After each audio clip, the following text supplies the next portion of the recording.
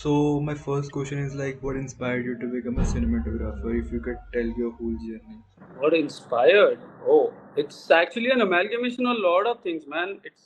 I think stumbled upon cinematography. I was studying for CA, and yeah, I mean, like during you have those periods when you are supposed to give your exams. I think I had like around 3 months off, and I just ended up assisting, rather actually interning with a DP called Hari Nair. And yeah, man, once I stepped onto the sets, it was like a different thing. Then I spoke to him. He asked me to, he actually assisted me. He helped me. He was a very sweet guy. He told me to like join film schools, get more exposure towards film because see, I'm coming from a CA background, right? So I had no idea about anything. I don't think I was even interested in films or anything like that. It was just that I ended up going to a film set, speaking to the DP of that film, and yeah, I guess I went on to study film in a film school in Chennai. It's called LV Prasad. Post that, I also studied in New York Film Academy. I did a short course there, and yeah, I worked there for a bit, and then I came back to Bombay to become a DP. Okay, great. So you wanted to do CA. So how was your parents' reaction when you said you I didn't want want to? to do CA. That was the Oh, thing. sorry. I Like didn't want to actually. Yeah. your parents forced you to do CA. No, it wasn't forced. Basically, it was more of like my peers in the college also did CA, so I was also like, chalo, even I don't know what to do with my life. Might as well do CA. I actually cleared the first entrance also. I was studying, and then it so happened that I stumbled upon filmmaking.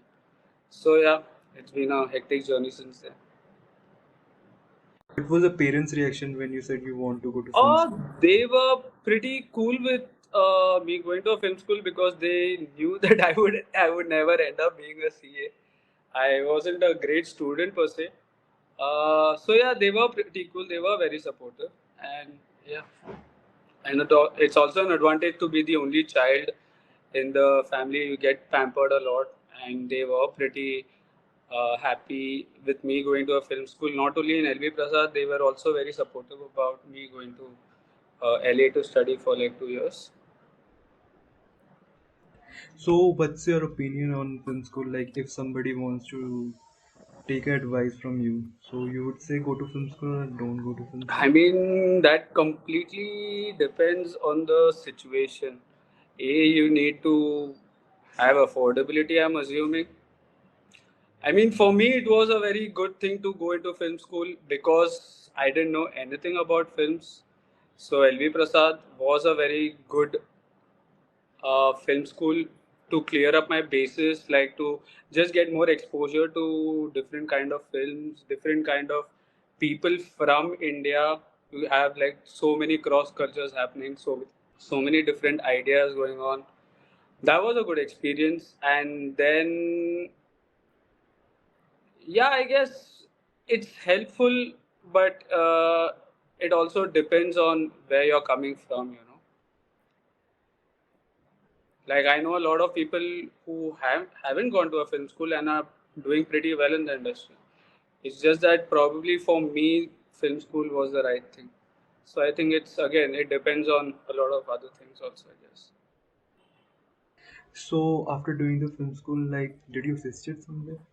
Uh, I actually tried to assist some people in LA, but I couldn't get through anybody because they had a lot of a lot of agents for DPs or like so it was very tough to go through those agents. But then I came back to India. I was assisting this guy called Pratik Devra. He's a cinematographer. I assisted him for like 2, 3 of his ad projects, and I think I assisted. Oh, I assisted Sejal Shah for one of his ad projects. But then I was like, after that, I was like, I want to. I've seen enough of big sets. I might as well get into the game.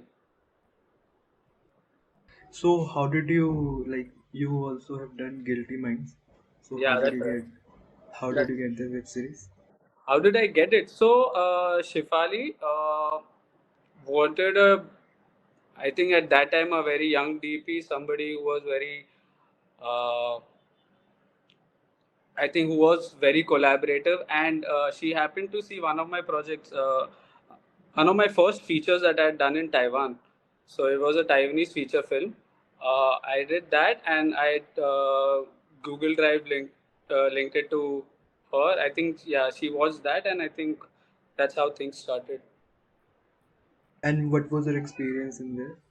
Oh, it was a lovely experience. It was a very different experience. Like it was the first time I was on a set for almost say around 72 days minus the COVID days, of course, which was again a lot. It was shot during the COVID period.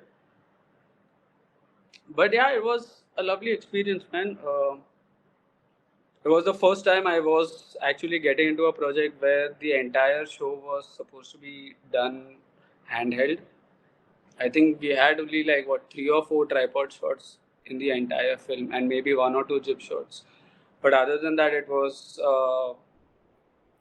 yeah, it was complete handheld. It was a different experience. You had to match the actors' heartbeat and tempo more than like and be the audience in front of like have how do I put this?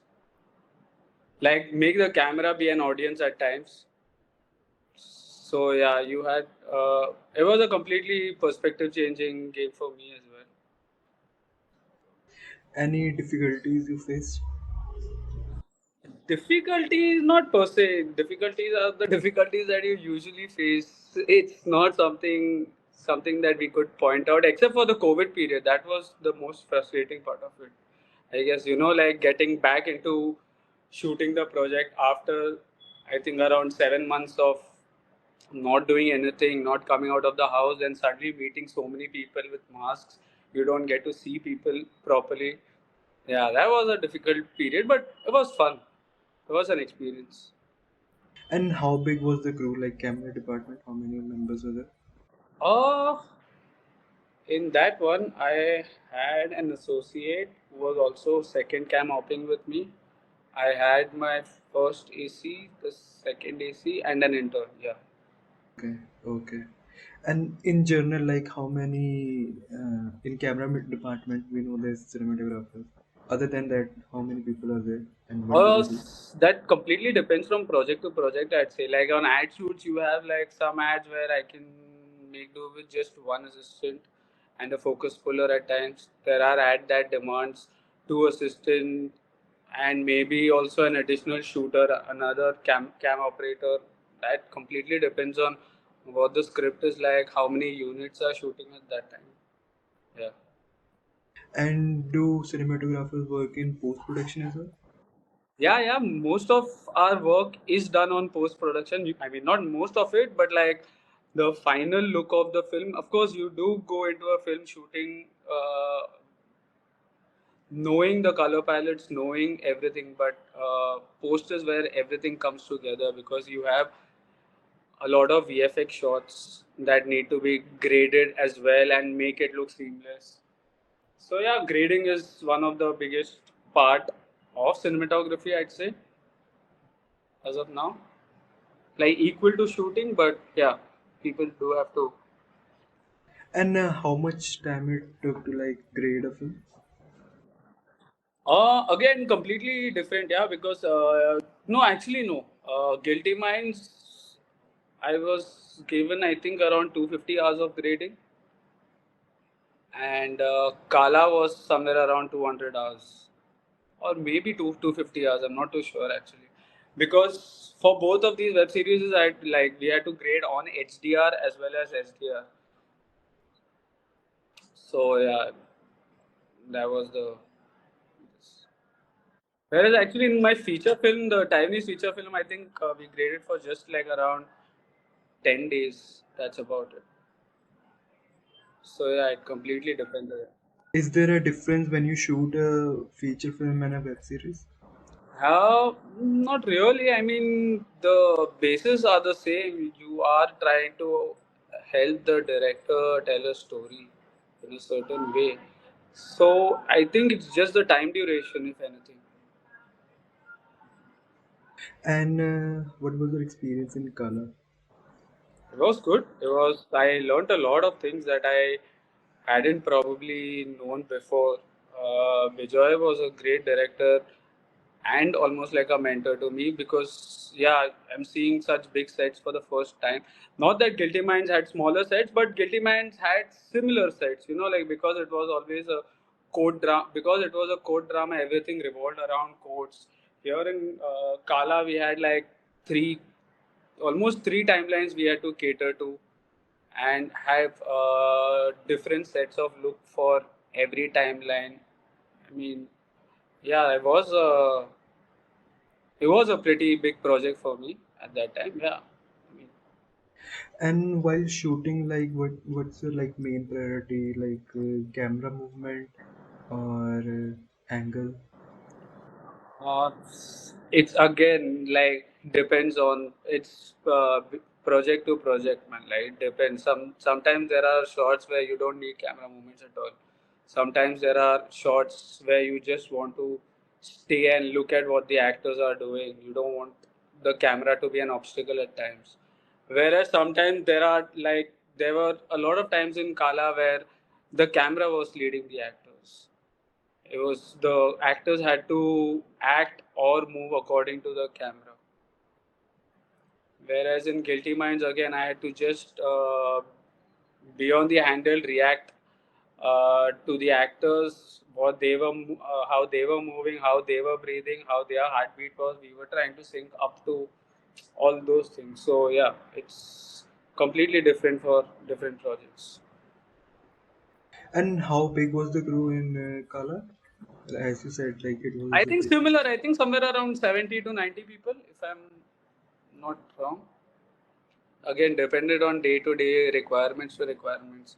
There were times where you had a lot of junior artists. There were times where it was just the entire scene was just inside a room. So we had scheduled it in a way where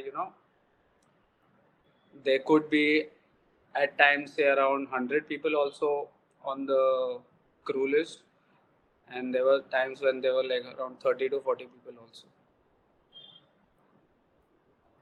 If somebody wants to come in Mumbai and want to become a cinematographer, Mm-hmm. like how should they approach? Like I don't know. how can they become a cinematographer? Firstly, I'd say start shooting your own stuff, whatever it is. Even if it's on a mobile phone. If, I think you must have heard this generic dialogue from everybody. Just start shooting first. Try to make a small reel out of it. Just try sending it to people. I'm pretty sure if somebody likes it, if you and also like if you try sending it to like say 100 people, there'll at least be one or two people who will reply. So play that game. I guess that worked for me in a good way because that's how I got into commercials. As soon as I came back from LA, I just spammed everybody's emails and just started sending my showreel link to everybody. Fortunately, I got it. I'm assuming it will help other people also in the same way. And if somebody wants to like assist you, how they can approach you? Just shoot a mail to me, man. Shoot a mail or even an IG message is cool. But yeah, that's the thing. Like, it's so tough to reply to everybody because as DPs, you're not doing constant work. If you're shooting ads, we are maximum shooting like 5 to 6 ads a month, or maybe max to max 7 ads a month, which is like barely 10 days of work. So asking somebody to assist me is also like wrong because like it's also not a consistent job. It's like you at times you get like 3 jobs a month. At times you get like 10 jobs a month, so you don't know how that works. So it's actually very tough and I feel really bad for like telling people that my team is full all the time because yeah, that's the scene. Are you currently doing any projects right now? Right now I'm shooting a lot of ads. That's about it. Not venturing into the features as of now. Hopefully I get a good script and from there I can take on. And your favorite cinematographers? Favorite cinematographer? My God, that's like asking me my favorite. Music or my favorite movie, man. Like, I don't have a right answer to that. It depends. Again, You can it's give all me a project list. based. I'd say at this moment, Roger Deakins, but he's always been one of my main inspirations. Bradford Young is pretty good. Lubetsky is really good. From the Indian scene, I really like Rajiv Ravi. I Actually, I think in film school, I was trying to copy him a lot just to get the crux of cinematography or like get the crux of, I really like that the way he uses his colors and lights in frames. So yeah, that inspired me a lot. But I don't know if I have a best for anything right now. So you have given me a list. Sorry? You have given me like the names of Yeah, I mean, cinematographers. yeah, it keeps changing, man. It keeps changing. Your favorite films. Yeah, see, that's the problem. It'll keep changing, man. Um, I don't know. It keeps changing. Like mm, one day there's Iranian cinema, one day there's Wonker while playing. It's a different palette every day, man. Okay, last question is somebody wants to cinematographer, what advice would you give to them? What advice? Keep shooting, yeah. Just keep shooting. Just keep building on your aesthetic qualities, technical qualities. I still think there are a lot of people in and around to help you, but aesthetic qualities are what will probably make you a cinematographer. I'd say your aesthetic and your collaborative qualities, I guess. Okay, okay, great.